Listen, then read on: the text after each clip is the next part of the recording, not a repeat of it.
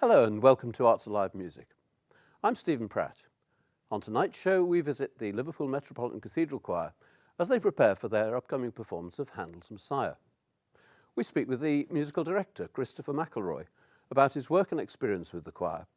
And later in the show, we speak with Liverpool composer and multi-instrumentalist Neil Campbell, and he'll be discussing his new album, Tabula Rasa Suite. On Saturday, December the 6th, the combined choirs of Liverpool Metropolitan Cathedral and Liverpool Anglican Cathedral joined together to sing Handel's great masterpiece, The Messiah. We joined them during rehearsal and spoke with the conductor, Chris McElroy.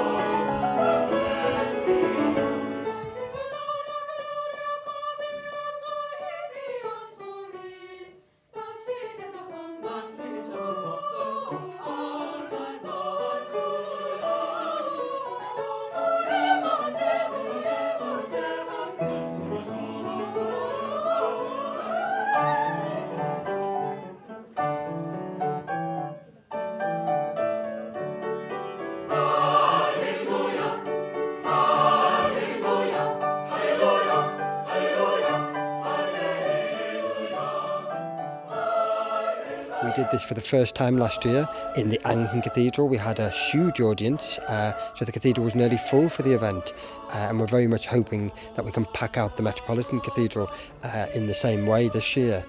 As far as I'm aware, this is the only two cathedral choir joint performance of Messiah that's happening in the UK this year. So again, it's a unique event and something not to be missed by the people of Liverpool. I think something like Messiah will come off very well upstairs in this building. The sound of strings and other orchestral instruments sound beautiful in this space.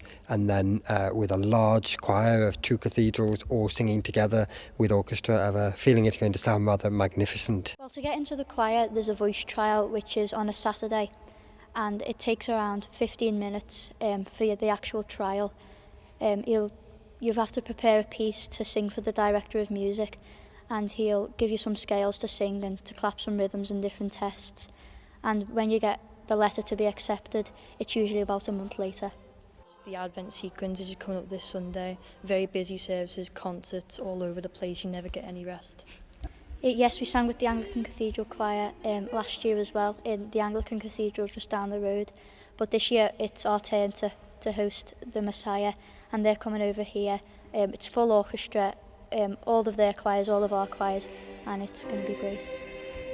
We're always practicing Tuesday to Friday before school. Usually you have to go about 6 o'clock, get there for about 8, very busy, and then we're always in full day on Sunday. Personally, I prefer to sing here. However, the surroundings in the Anglican Cathedral, I'd say, were much better. First thing is this magnificent building that we're standing in, the Metropolitan Cathedral here in Liverpool. It's a vast space with a 11 or 12 second echo when some of those big chords finish. So it's a little bit like, as I call it, singing in a goldfish bowl. So the walls are a long, long way away, and it's walls that music and sound reflects off. So it's a completely different space to sing in than any other building I've ever been in before. When in a smaller, less vibrant room, you can sing things much quicker, much lighter. But once we get into the large acoustic that's up here in the cathedral, we often have to slow things down. But some pieces of music work extremely well in the big acoustic, and others would probably benefit from a smaller acoustic. All of the boy and girl choristers we actually have two choir schools. We have Runnymede St Edward's, and we have St Edward's College, and both schools are next door to each other in Sandfield Park, and the boys and the girls all go to that school, and every morning at 5 minutes to 8 they're in school for their morning rehearsal, so while everybody else is still eating their breakfast, and then they finish their rehearsal at 5 to 9 and off they go to their first lesson in school. And then after school, when everybody else is getting on the bus to go home, they get on the bus to come to the cathedral. And when they arrive at the cathedral, they have more rehearsal, then they have a short break, and then usually they sing a service each evening in the cathedral. But it's not all hard work. They alternate, so the boys are in some days and the girls are in other days, and they do get lots of good things on the side. So this summer, the choir, boys and girls, all went to Rome, which was an astounding experience, and they got to sing in St. Peter's Basilica for the Holy Father, the Pope, when our new Archbishop MacMahon, went to Rome to receive the pallium from the Pope, and we were lucky enough to be invited to go and sing for the Mass. So they're the sort of experiences that it's worth getting up every morning at 5 to 8 for. The boys start at age 7, and at the moment the girls start age 10. Obviously, the human anatomy being what it is, boys reach a point at which they can't sing in that high voice anymore, which is usually somewhere 12, 13, 14, whereas of course girls, their voice doesn't change, it just tends to get a little bit more powerful as they get older. So that's why we have slightly different ages for them starting. Interestingly, we are in fact unique, however, because we are the only Catholic cathedral girls' choir, in a sense, a full-time girls' choir, as in they have a choir school and they rehearse every day in the United Kingdom. So, in fact, our girls are truly unique as a girls' choir. I mean, there are many very, very good cathedral girls' choirs across the country, including the Anglican Cathedral here in Liverpool. But in terms of a Catholic cathedral girls' choir, ours is the only what you might call full-time one that sings every day. We try and avoid the word break these days, and we call it changing voices. And yes, in fact, just this month, we have begun a new choir at the cathedral, and it's called the Youth Choir. And this is for the boys who have given many years of service as a boy chorister, and then suddenly their voice changes and they've got this brand new instrument. It's like getting a new Christmas present, but without the instructions. So they're not entirely sure what to do with it. So what we do is we try and help them to develop with their new voice. But we're all conscious that they've given lots of service to this cathedral, and by having another choir for them to continue singing in, it means that they can continue coming to the cathedral, they can continue singing the sort of music that we sing at the cathedral, and they can continue their service to the cathedral. And that seems to be working very well, and those boys are going to be singing in a concert that we're doing in December here in the cathedral, a Dickensian Christmas concert, and they're going to be singing a couple of numbers at that, so we're very much looking forward to their concert debut, which will come this month. So we're very lucky because the men of the choir are what we call lay clerks. Now, in your average cathedral city, you might have 6, 8, 12 lay clerks. In Liverpool, of course, we have 2 cathedrals, and not only that, this cathedral actually has 14 men. Now, most cathedrals only have 12. They have 4 altos, 4 tenors, and 4 basses.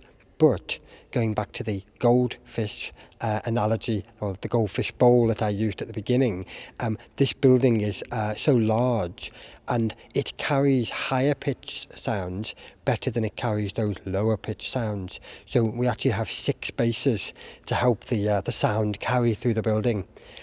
So we're very lucky in Liverpool to have so many talented male singers, and the majority of those men are all full-time workers. Some of them are teachers, there are doctors, there are lecturers, there are government workers, NHS. So they come from a great deal of different backgrounds, but they all give of their time very generously to come and sing here during the week and on Sundays. So, boys and girl choristers wouldn't be able to sing the glorious music of the past, for example, Handel's Messiah, without having these, excellent male singers to sing the lower voice parts.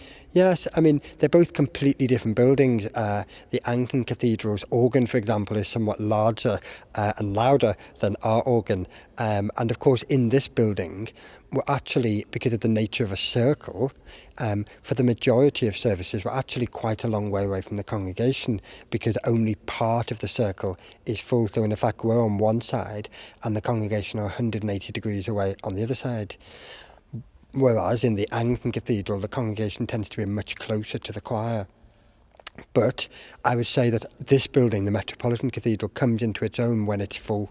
And when it's full, then the choir is very much part of the whole community that's gathered in the cathedral. So I can see, it's one of those that when the building's full, it works very well. When it's not so full, it doesn't work quite so well. But that's one of the good or not so good things about a circular. Handel's Messiah will be performed at the Metropolitan Cathedral on Saturday, the 6th of December. Join me for part 2, when we'll be speaking to Neil Campbell about his new album.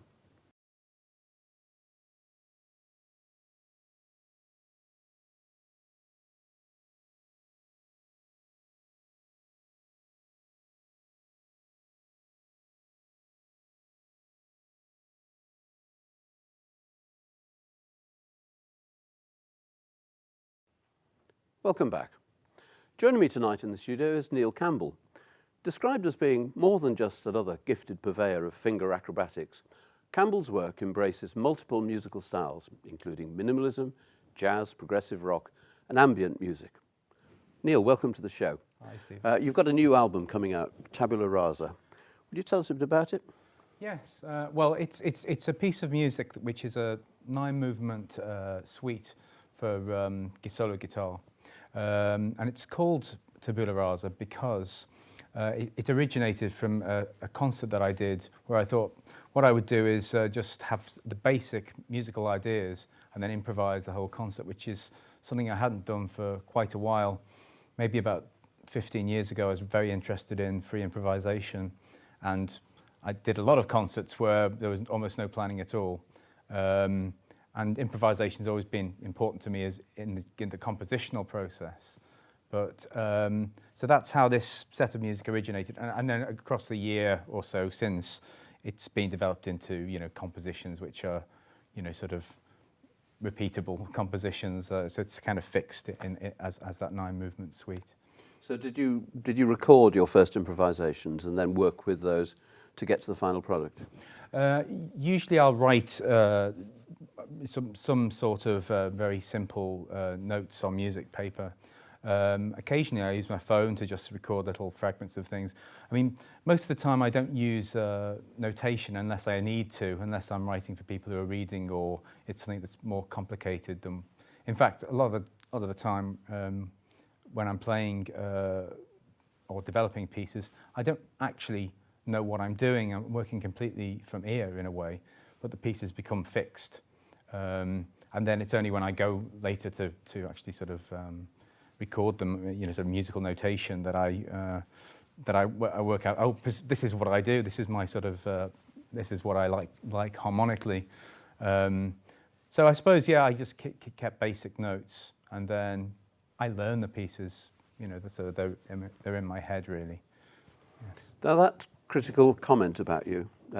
I've followed your career for a very long time, as you know. It really encompasses a very wide range of musics, and I know that you've written kind of serious contemporary music as a minimalist. You've been involved in jazz and so on. First of all, do you recognise that description of yourself? I guess so. I mean, I'm interested in doing things which break... I've always been interested in music that sort of works outside of the normal genre boundaries that one might normally understand. So this is jazz, this is classical music, this is rock music. I'm interested in music that sort of falls between the gaps in listening to that sort of music, where you sort of saying, well, what really is that music? And I suppose then you write music about the sort of music that you like to listen to, that you're into, So I tend to have different projects where I'll indulge in one or more aspects of the sort of musics that I like. So I've had bands which have been involved, broadly associated with, say, progressive rock, and then I've got a project with Perry Alleyne Hughes, which is more sort of almost kind of a lighter singer-songwriter sort of project. It really depends what I'm doing as to what the weighting is of those sort of different genres. But I like to keep my fingers in all different sorts of musical And you move pies, comfortably really. between those genres, and they influence each other? Yes, I think there's something about your preferences for what you might want to explore, perhaps rhythmically or harmonically or whatever, which comes into all the different things that you do. it's a sort of it's your taste really. I think I think that sort of pervades any sort of stuff. I mean, I think the consideration with genre is often when you've got the piece of work and then you're saying, well, how can I get this out into the world, and who's going to review this, and what websites is it going to be on? You know, sort of. So when you actually start to look at, I believe that you write the music first, and then you look for an audience for it. Other people have different views, and sometimes music is written specifically for an audience. A lot of pop music is written with a very specific brief in mind. I don't write music in that way at all. I just write what comes from my heart, you know, from my mind, my heart, whatever, as a pure exercise, as a pure artistic endeavour, and then see where it can find a place in the world, I suppose. You mentioned collaboration. Is that an important part for you, collaboration with other musicians? And is there any collaboration on the new album? Funny you should say that. I mean, this album is probably more sort of single-minded, more of a solo album than anything I've done for about 10 years. Because I mean, the last real sort of solo album was something called Night Sketches in about 2004. So it is about 10 years. And then since then, I've worked with my bands, The Collective, Bulbs. I've done albums with... I've tended to work with other performers. And then more recently, I've been involved in writing music with other people. That's probably something that's happened, I'd say, over the last 3 or 4 years. I always thought that it wouldn't be really possible to write music with other people and for me to be really happy with it. But actually, there've been a few examples in the last 2 or 3 years when I have been developing pieces with other people. And it's been quite good. There's an electroacoustic element, I think, if I've understood it correctly, on your new album. To this album? The way it works is, in the album's concept is really the tabula rasa thing. It's the whole idea of how something can come out of nothing, really, which applies to the whole of creation as well as to creativity. And the piece is quite sort of pastoral and sort of meditative in a way. So what I thought would be quite good is to have a soundscape which moves through it, which segues between the pieces, and that soundscape should have something. It would be environmental, and it would be something that is close to me. So what I decided, I didn't want to just use stock footage of environmental sounds. So I worked with a composer, Manuela Blackburn, who you know, and we went out to Sefton Park, which is close to where I live, and recorded all these sounds. And then we've constructed something, well, she constructed it, but it's really, the whole concept was, throughout half an hour of sounds you might hear in a park, you create an almost like a compressed creation story. So you'll start out with sounds of rain and wind and the elements, then birds and maybe dogs or something barking, and then it ends up with children playing. So you've almost got the creation story, but framed within half an hour of the sort of sounds you might hear within a park. And this soundscape runs underneath the pieces sometimes and in between the pieces, so it kind of creates the whole concept of the suite, if you like. And it's a suite, so presumably not a Baroque suite. No, it's 9 movements. And how do you arrange your 9 movements? Well, I mean, it really is the sequencing of it. It really is a very intuitive thing. There's no big structural scheme or anything like that. I wouldn't like to say it's some of the pieces I write. Like, for instance, the very minimal things that I've done, which are heavily involved with systems.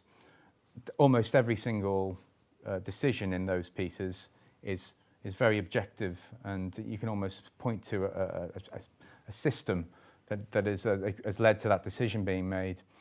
This is the other end of the scale, really. This is purely intuitive, really. So I'm just developing the sequence on the basis of what I think will make a pleasant sequence that's not jarring, that takes the listener through from one moment to the next. I suppose there is a finale to the piece in a way, which is where you hear these sounds of children playing in the background, And I suppose, again, I can't put it in words really. It's very difficult to sort of say how that sequence has happened. I did play with other movements, so it's been sort of edited down, if you like. So, and in fact, with this album, I've also worked on another album concurrently. So the two albums have thematic linkages between them.